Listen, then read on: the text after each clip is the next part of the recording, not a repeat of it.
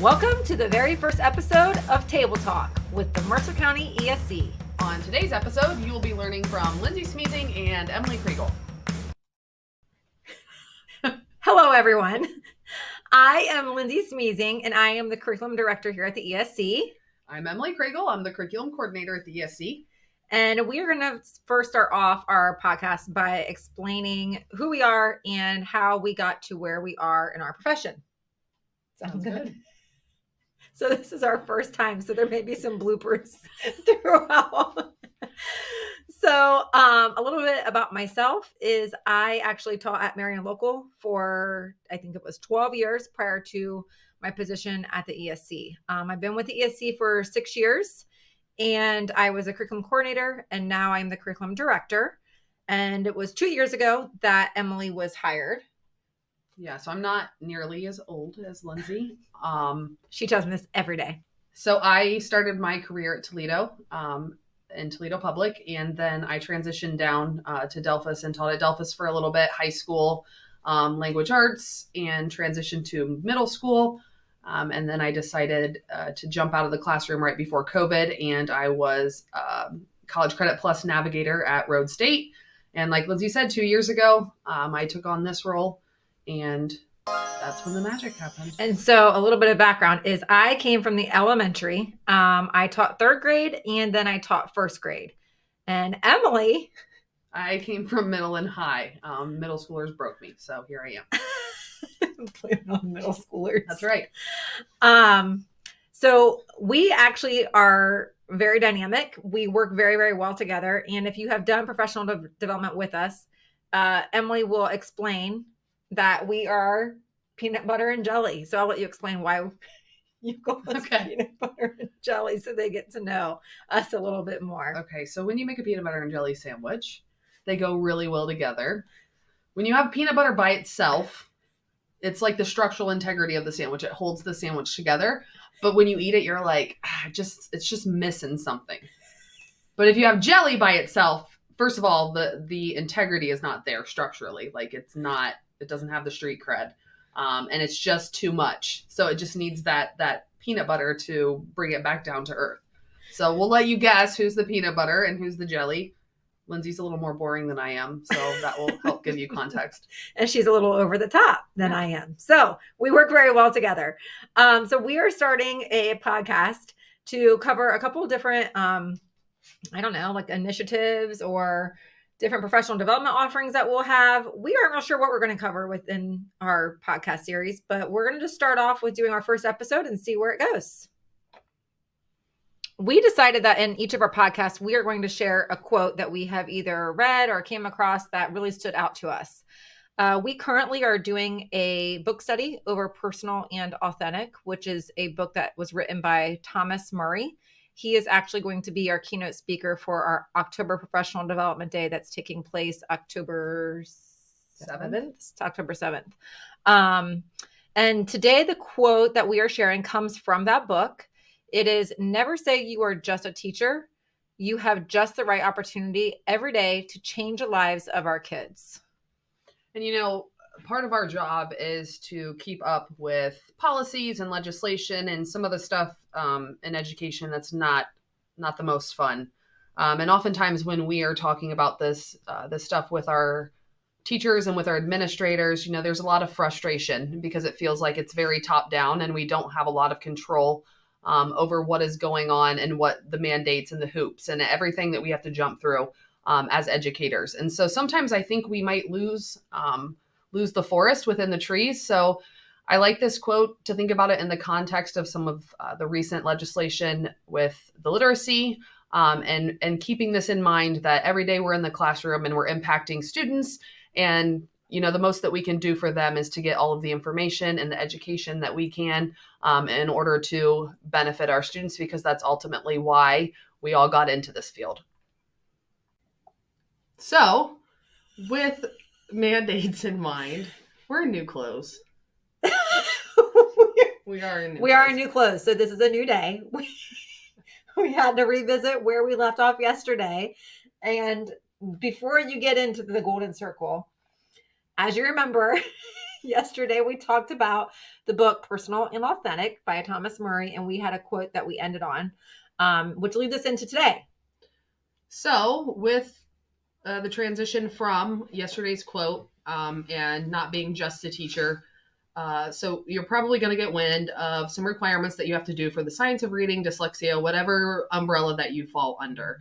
And to be honest, it probably will be a lot of work. And it's the what and the how. And so we're going to look at Simon Sinek's Golden Circle that you see up there.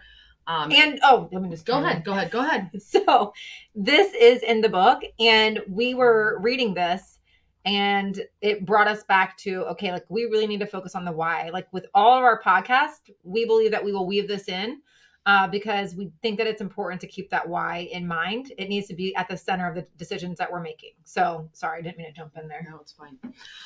So with the how and the what, that a lot of times people start with the how and the what because especially a lot of educators, because we just want to fix the problem.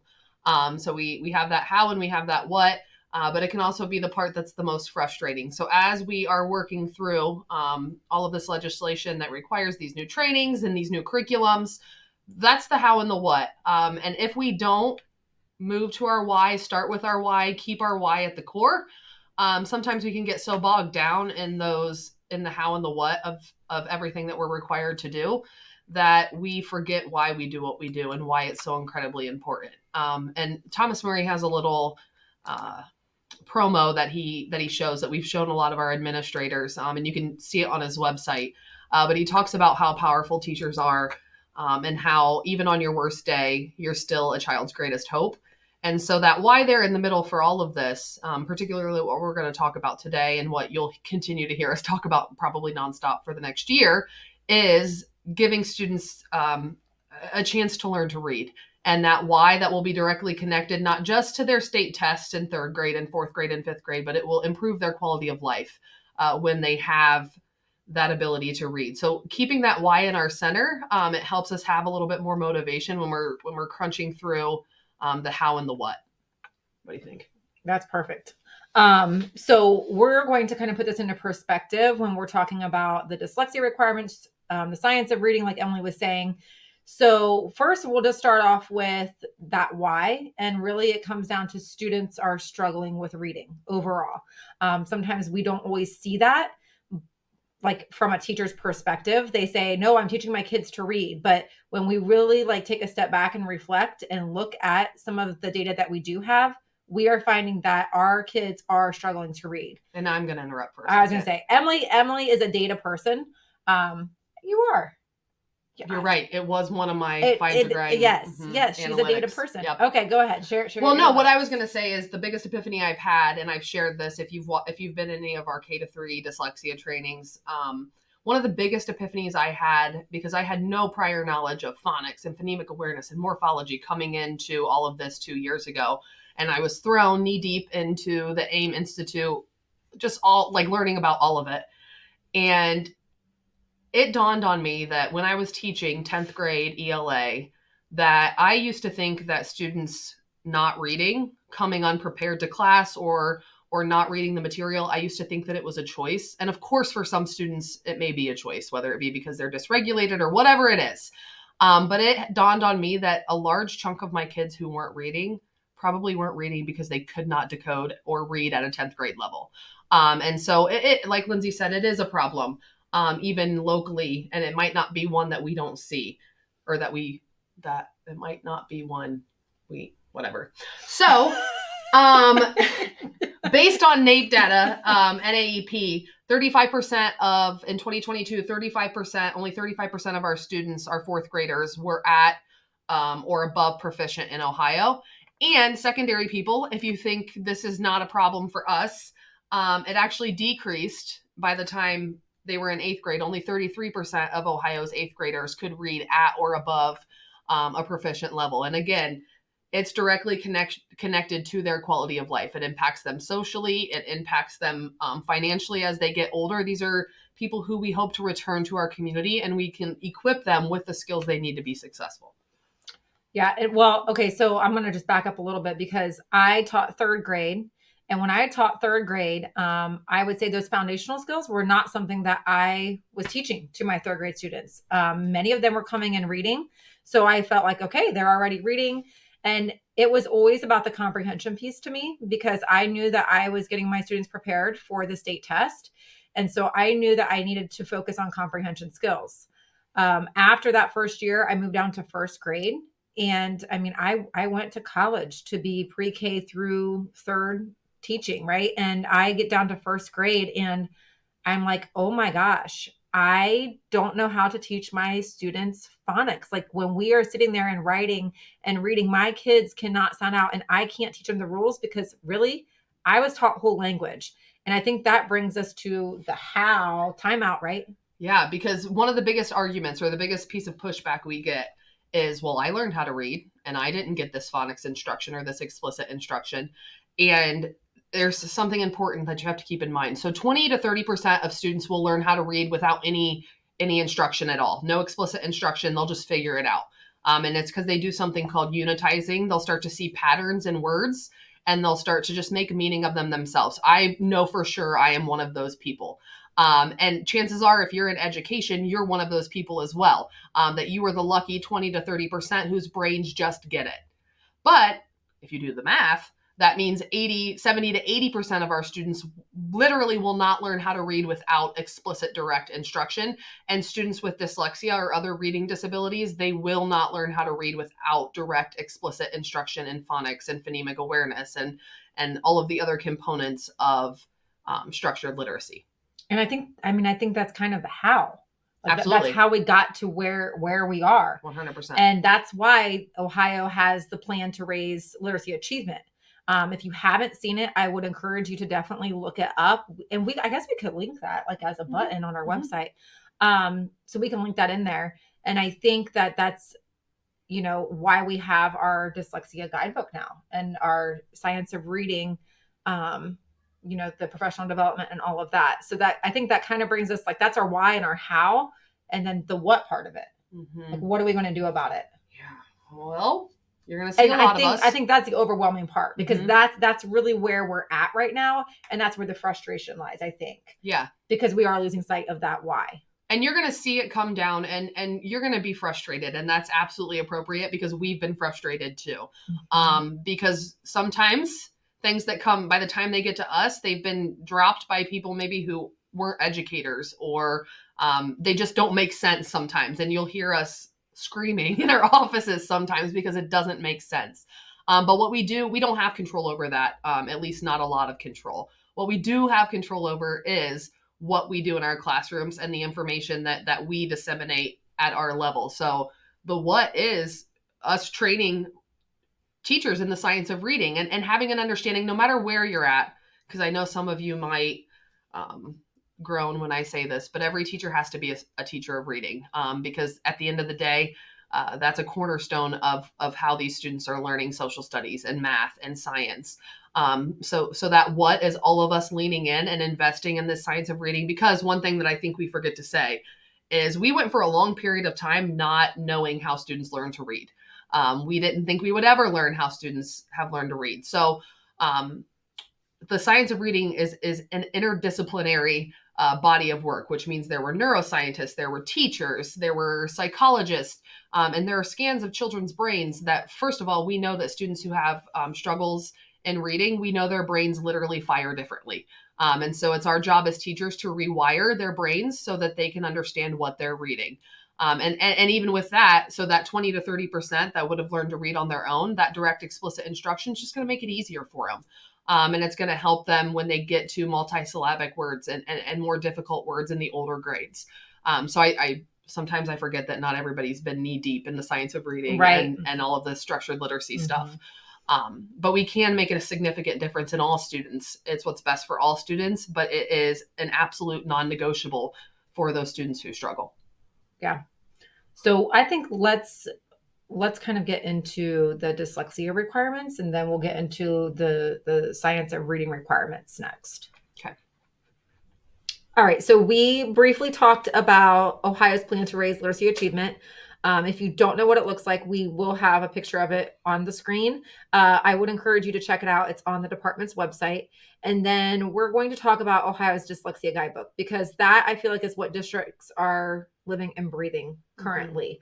And those are the requirements that I would say most districts are aware of. And actually, so dyslexia, the word dyslexia here is a pretty big red herring.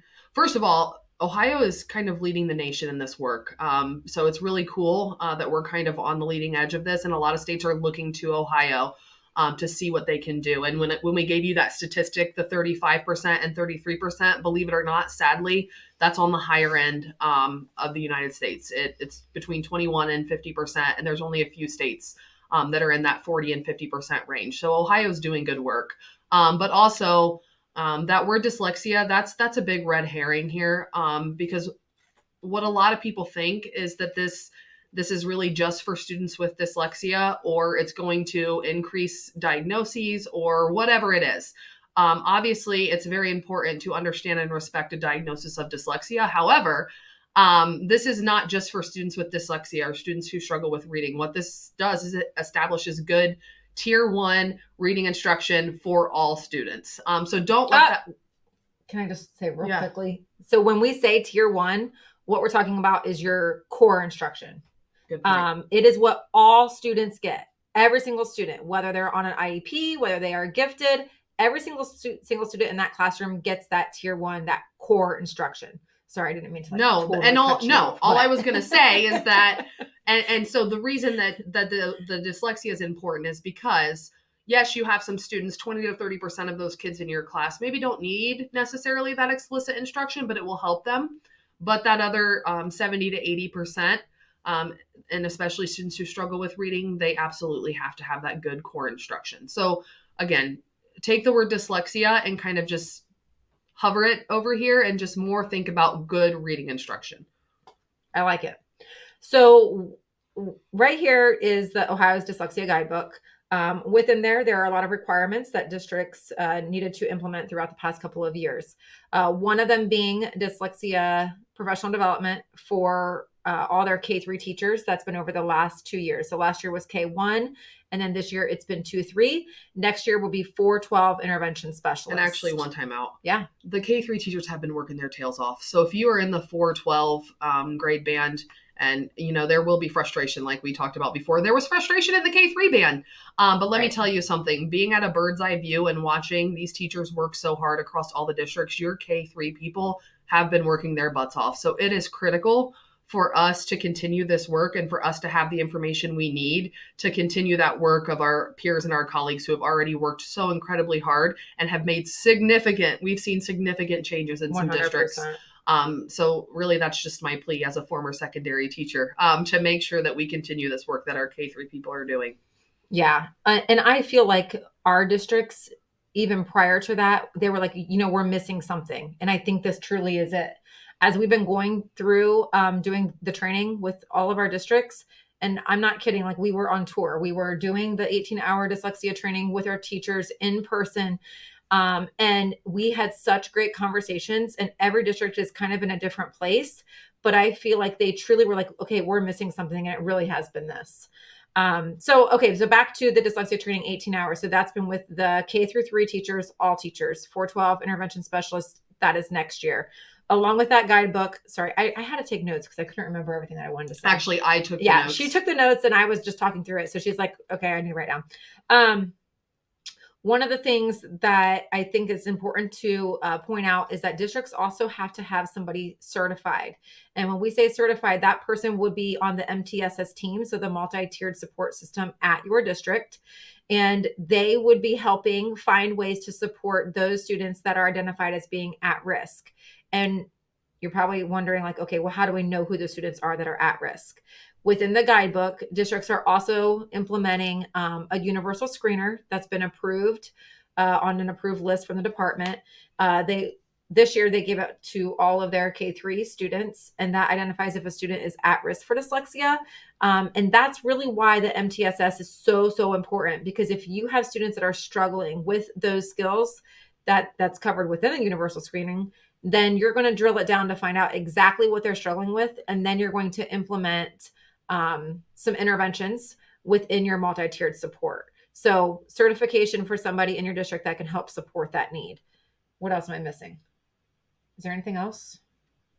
No, I mean, I think that's kind of everything for like the dyslexia, but there is like 2 separate trainings. So we've been doing the K3 with those K3 teachers.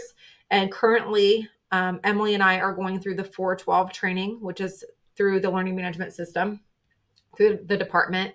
And honestly, it's really, really good. The content is very good. While it can be a little overwhelming, that's why we feel that by doing it in person, it truly gives us because what's the alternative? What? To doing it in person? You just then you watch do the it on videos. your own. So let me step back, because Emily came in and she was doing her coursework through AIM course pathway, right? Like, so she's learning all of this, all the foundational skills. And then she's going through the dyslexia, the K3 training, and we get to module 7 and I'm in my office, she's in her office, and I go down to see how things are going, and literally literal tears, like, because it is so overwhelming. You're watching video after video. You're not having conversations with people, and you're working so many through questions. those. Yes, you're working through those knowledge checks without having some of the answers to some of the things that you're questioning throughout the videos, right? So truly, the in-person training is by far the best. That we highly encourage our teachers to go through that. With that being said, 412 intervention specialists are required to do the 18 hours of dyslexia training next year. We are encouraging that it is 412 intervention specialists along with those ELA teachers. Because we don't know what we don't know. I did not know how students learn to read. I did not know that some of these significant issues can pervade all the way. Like, I had assumed as a 10th grade teacher that any student who really struggled to read would have been caught by then and would have had interventions. And that's certainly not the case. And I'm convinced of that. And I taught locally, not just in Toledo. I taught locally as well. And so we don't know what we don't know. And we always use the Maya Angelou quote, do the best you can with what you know. And when you know better, do better. And so there will be moments during these trainings where you'll say, man, I messed up. And you might picture individual students, because I still do it myself. But we were doing the best we could with what we know. And now that we know, we can do better, and we won't have kids in our brains for the same reason in the future when we're looking back on the work we're doing today. And I think that then brings us to the science of reading professional development. So you probably have started to hear that one of the requirements for next year is that all teachers will have training in the science of reading. And one of the ways that the department is supporting this is by having multiple pathways that are going to be done through the learning management system, which we have talked about a little bit with the dyslexia. But every district is kind of in a different spot as to where these pathways might fall with them. So we would encourage those districts to obviously make those decisions. Yeah. Make those decisions and have discussions with those teachers. But it goes back to the why. Like, don't forget your why. Yeah. Every single teacher really does need to know about the science of reading, because again, we are all teachers of reading. Even calculus teachers. I'm looking at you. Yes. Okay, go. All right. So we decided at the end of each of our podcasts that we are going to do a joke. Yes. And not just for me, like you said. No, I get to come up with jokes. No, it's going to be a joke for Lindsay every time. Okay, then I get my own joke page. Are you ready? Okay. This is a theme. This is a themed joke. Are you ready? Okay. Now you're going to know the answer if you really think this through. How does the moon cut his hair? Eclipse it.